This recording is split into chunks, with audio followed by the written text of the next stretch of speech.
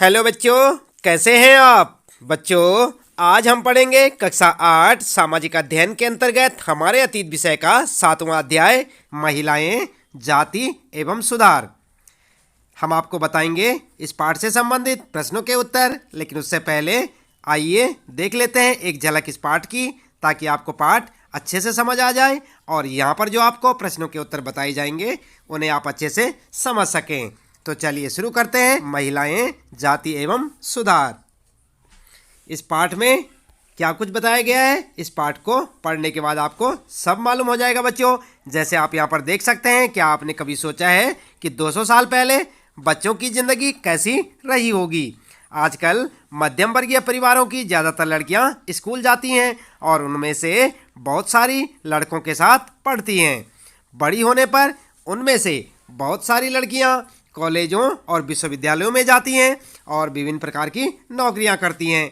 लेकिन बच्चों, आप ध्यान रखें कि आज से कई साल पहले, पुराने समय में लगभग 200 साल पहले के हालत कुछ अलग थे। ज़्यादातर बच्चों की शादी कम उम्र में हो जाया करती थी। हिंदू मुसलमान दोनों धर्मों के पुरुष एक से ज़्यादा पत्नियां रख सकते थे। और यहाँ तक की बात करें, विधवाओं की बात करें, तो आजकल के ज़माने में जैसे कि आप सभी जानते हैं कि विधवा स्त्रियां शादी कर सकती हैं, लेकिन उस ज़माने में उनसे क्या उम्मीद की जाती थी कि वे अपने पति के साथ ही चिता में ही जिंदा जल जाएं, जिसे सती प्रथा के नाम से जाना जाता था। तो ये सारी जानकारियां किस प्रकार से महिलाओं का धीरे धीरे करके विकास हुआ, जातियों में सुधार आया, ये सब आपको इस पाठ में पढ़ने को मिलेगा। आप चाहें तो इस पाठ को बच्चों यहाँ से पढ़ सकते हैं और चाहे अपनी पाठ्य पुस्तक से, लेकिन एक बार इस पाठ को अवश्य पढ़ लें ताकि आपको पूरा पाठ अच्छे से समझ आ जाए। यहाँ पर आपको पूरी जानकारी मिल जाएगी और आप समझ पाएंगे कि किस प्रकार से धीरे धीरे हमारे समाज ने विकास किया और विकास करने के लिए जो सुधारक थे, जैसे कि यहाँ पर आप देख सकते हैं राजा राम मोहन राय आदि, जिन्होंने शिक्षा में सुधार किया और महिलाओं की स्वतंत्रता और समानता के जो पक्षधर थे, इनका यहाँ पर जो पूरी बातें, इनके बारे में पूरा जानकारी यहाँ पर आपको मिल जाएगी। इसलिए आप पाठ को ज़रूर पढ़ें बच्चों, ताकि यहाँ पर जो आपको प्रश्नों के उत्तर बताए जाएंगे उन्हें भी आप अच्छे से समझ सकेंगे। तो ठीक है बच्चों, आप इस पाठ को अच्छे से पढ़ लेंगे और अच्छे से समझ लेंगे। जो हम आपको यहाँ पर प्रश्नों के उत्तर बताएंगे उन्हें आप अपनी नोटबुक में नोट करेंगे और उन्हें अच्छे से याद भी करेंगे।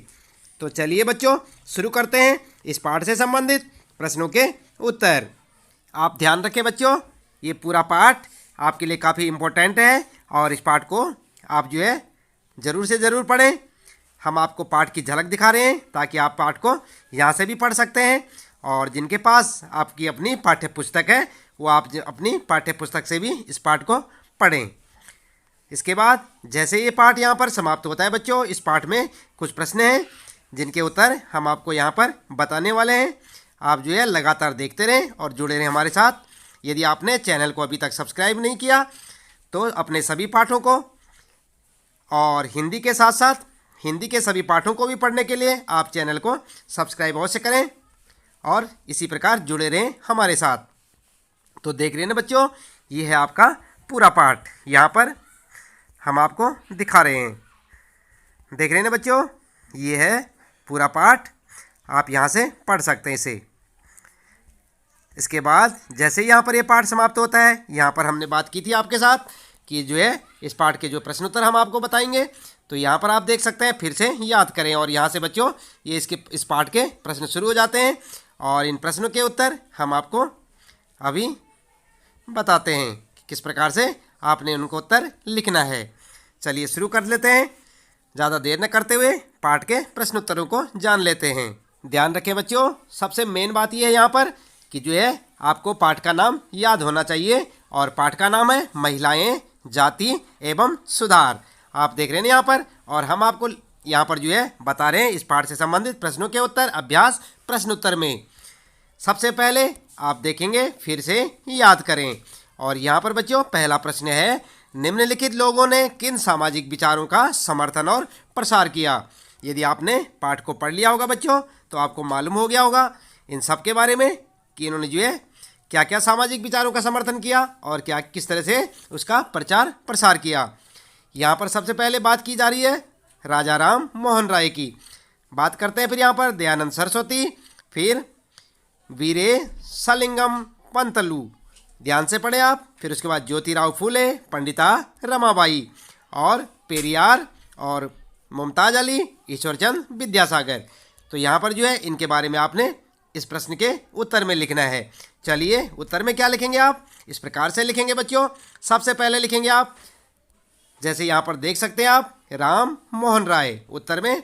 और उसके आगे लिखेंगे आप, ब्रह्म समाज की स्थापना की इन्होंने, सती प्रथा का विरोध किया। दयानंद सरस्वती की बात करते हैं, इन्होंने आर्य समाज की स्थापना की, विधवा विवाह का समर्थन किया।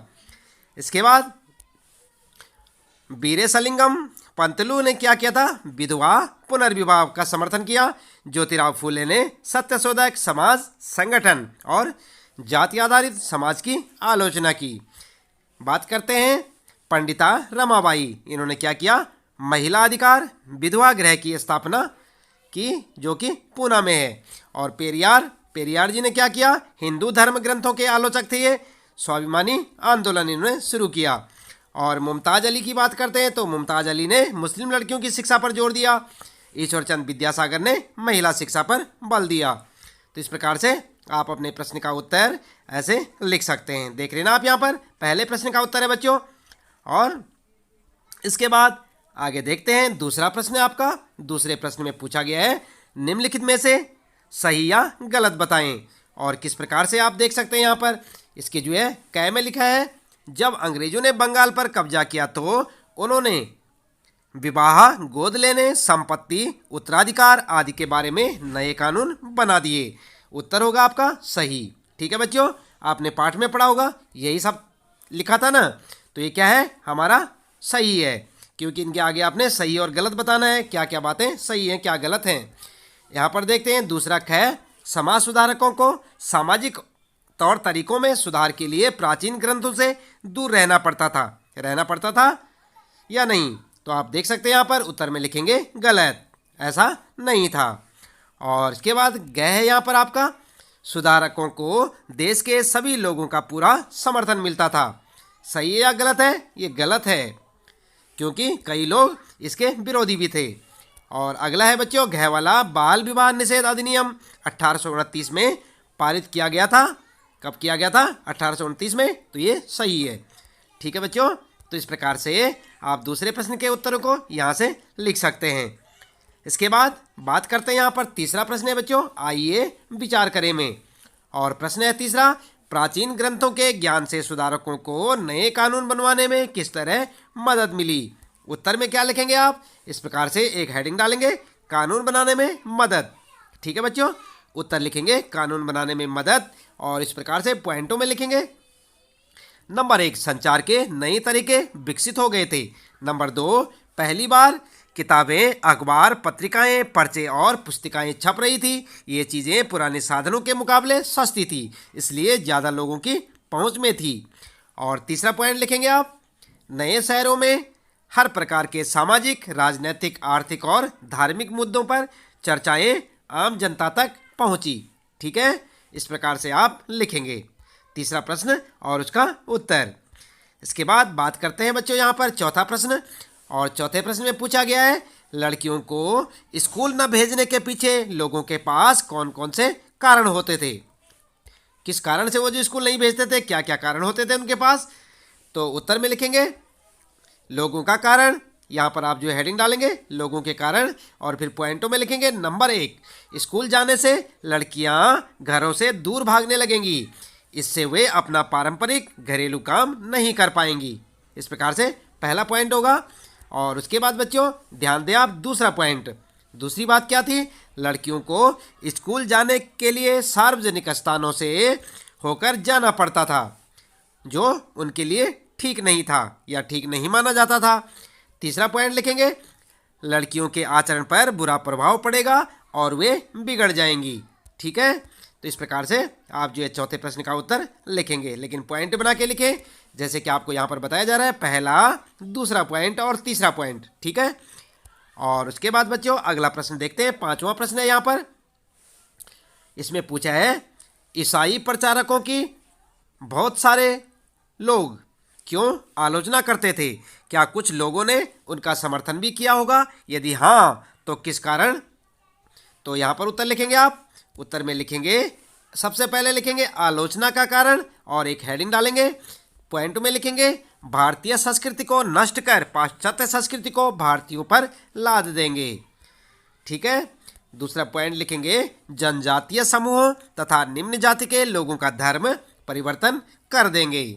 ठीक है बच्चों, तो इस प्रकार से आप 2 पॉइंट लिखेंगे आलोचना का कारण में। और समर्थन जो लोग करते थे, क्यों करते थे समर्थन, इसके भी 2 पॉइंट लिखेंगे। नंबर 1, ये स्त्री शिक्षा तथा पुरुषों के समानता के अधिकार के पक्षधर थे। नंबर 2, जनजातीय लोगों तथा निम्न जाति के लोगों के लिए स्कूलों की स्थापना की। ठीक है। इस प्रकार से आप समर्थन के और आलोचना के 2 कारण लिखेंगे 5वें प्रश्न के उत्तर में।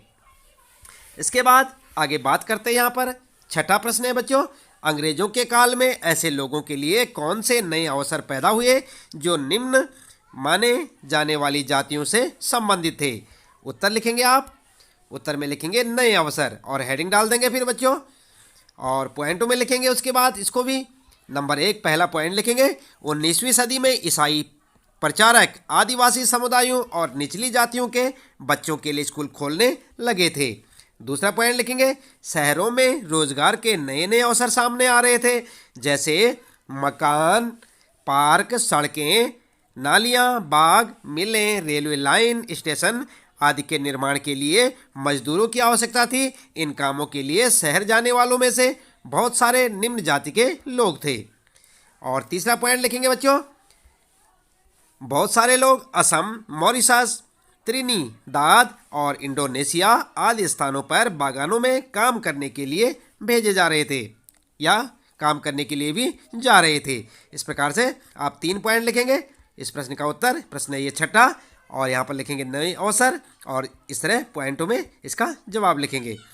बात करते हैं बच्चों, यहाँ पर 7वां प्रश्न है और आप देख सकते हैं इसमें पूछा है कि ज्योतिराव और अन्य सुधारकों ने समाज में जातीय असमानताओं की आलोचना को किस तरह सही ठहराया? उत्तर में क्या लिखेंगे? उत्तर लिखेंगे आलोचनाओं को उचित बताना। और उत्तर में जो है जब आप ये लिखेंगे उसके बाद हेडिंग डालेंगे, यहाँ पर मोटे अक्षरों में लिखें बच्चों, और फिर पॉइंटों में लिखेंगे ज्योतिराव फूले ने ब्राह्मणों की इस बात को गलत ठहराया कि आर्य होने के कारण वे अन्य लोगों से श्रेष्ठ हैं। फूले का तर्क था कि आर्य उपमहाद्वीप के बाहर से आए थे, उन्होंने यहाँ के मूल निवासियों को हराकर गुलाम बना लिया तथा पराजित जनता को निम्न जाति वाला मानने लगे। अगला दूसरा पॉइंट लिखेंगे, पेरियार ने हिंदू वेद पुराणों की आलोचना की। उनका मानना था कि ब्राह्मणों ने निचली जातियों पर अपनी सत्ता और महिलाओं पर पुरुषों का प्रभुत्व स्थापित करने के लिए इन पुस्तकों का सहारा लिया है। तीसरा पॉइंट लिखेंगे बच्चों, हरिदास ठाकुर ने भी जाति व्यवस्था सही ठहराने वाले ब्राह्मणवादी ग्रंथों पर सवाल उठाया। और चौथा पॉइंट, अंबेडकर ने भी मंदिर प्रवेश आंदोलन के द्वारा समकालीन समाज में उच्च जातीय संरचना पर सवाल उठाए। वह इस आंदोलन के द्वारा पूरे देश को दिखाना चाहते थे कि समाज में जातीय पूर्वाग्रहों की जकड़ कितनी मजबूत है। तो इस प्रकार से आप जो है 4 पॉइंट बनाकर इसका उत्तर लिख सकते हैं। आलोचनाओं को उचित बताना 7वां प्रश्न है और इसके 4 पॉइंट बनाएं आप और इसका उत्तर लिखें। इसके बाद 8वां प्रश्न है बच्चों, फूले ने अपनी पुस्तक गुलामगिरी को गुलामों की आज़ादी के लिए चल रहे अमेरिकी आंदोलन को समर्पित क्यों किया? उत्तर में लिखेंगे आप, हेडिंग डालेंगे अमेरिकी आंदोलन को समर्पित, और पहला पॉइंट लिखेंगे, यहाँ पर भी पॉइंटों में जवाब देंगे। 1873 में फूले ने गुलामगिरी यानी कि गुलामी नामक एक पुस्तक लिखी। और दूसरा पॉइंट लिखेंगे, फूले के पुस्तक लिखने से 10 वर्ष पूर्व अमेरिका में गृह युद्ध के फलस्वरूप दास प्रथा का अंत हो चुका था। और उसके बाद तीसरा पॉइंट लिखेंगे, फूले ने भारत की निम्न जातियों और अमेरिका के काले गुलामों की दुर्दशा को एक दूसरे से जोड़कर देखा, इसलिए फूले ने अपनी पुस्तक को उन सभी अमेरिकियों को समर्पित किया जिन्होंने गुलामों को मुक्ति दिलाने के लिए संघर्ष किया था। ठीक है बच्चों, तो इस प्रकार से आप इस प्रश्न का उत्तर 8वें प्रश्न का उत्तर लिखेंगे। देख रहे हैं यहाँ पर। और पॉइंट बना के लिखें। बात करते हैं यहाँ पर 9वां प्रश्न है बच्चों, मंदिर प्रवेश आंदोलन के जरिए अंबेडकर क्या हासिल करना चाहते थे। उत्तर में लिखेंगे, सबसे पहले आप हेडिंग डालेंगे मंदिर प्रवेश आंदोलन और उसके बाद फिर पॉइंटों में लिखेंगे अंबेडकर एक महार परिवार में पैदा हुए थे, इसलिए उन्होंने बचपन से जातीय भेदभाव और पूर्वाग्रह को नज़दीकी से देखा था। दूसरा लिखेंगे, समकालीन समाज में उच्च जातीय सत्ता संरचना के कारण निम्न जातियों के साथ असमानता, बुरा व्यवहार तथा भेदभाव हो रहा था। तीसरा पॉइंट लिखेंगे बच्चों, 1927 में 1935 के बीच अंबेडकर ने मंदिरों में प्रवेश के लिए 3 मंदिर प्रवेश आंदोलन चलाए। और चौथा पॉइंट लिखेंगे, जिसके माध्यम से वह देश को दिखाना चाहते थे कि समाज में जातीय पूर्वाग्रहों की जकड़ कितनी मजबूत है, लेकिन लगातार विरोध करने पर इसको कमज़ोर किया जा सकता है। ठीक है, तो इस प्रकार से आप यहाँ पर जो है 9वें प्रश्न के उत्तर को पॉइंट बनाकर लिखेंगे। देख रहे हैं यहाँ पर, इसे आप जो है अपनी नोटबुक में लिखें और उसे याद करें। बात करते हैं यहाँ पर प्रश्न 10वां है बच्चों, ज्योतिराव फूले और रामास्वामी नायकर राष्ट्रीय आंदोलन की आलोचना क्यों करते थे। क्या उनकी आलोचना से राष्ट्रीय संघर्ष में किसी तरह की मदद मिली। उत्तर में क्या लिखेंगे, इस प्रकार से लिखेंगे हेडिंग डाल के, राष्ट्रीय संघर्ष में मदद। पॉइंट बना के लिखेंगे, नंबर 1, फूले ने जाति व्यवस्था की अपनी आलोचना को सभी प्रकार की गैर बराबरी से जोड़ दिया था। वह उच्च जाति, महिलाओं की दुर्दशा, मजदूरों की मुसीबतों और निम्न जातियों के अपमानपूर्ण हालात के बारे में गहरे तौर पर चिंतित थे। इसके बाद दूसरा पॉइंट लिखेंगे, पेरियार की दलीलों और आंदोलन से उच्च जातीय राष्ट्रवादी नेताओं के बीच कुछ आत्ममंथन और आत्मालोचना की प्रक्रिया शुरू हुई। और तीसरा पॉइंट लिखेंगे, इनकी आलोचना से समाज में समानता का भाव आया, जातीय बंधन ढीले पड़ गए और छुआछूत की भावना कम हुई, जिससे राष्ट्रीय आंदोलन में एकता का भाव पैदा हुआ।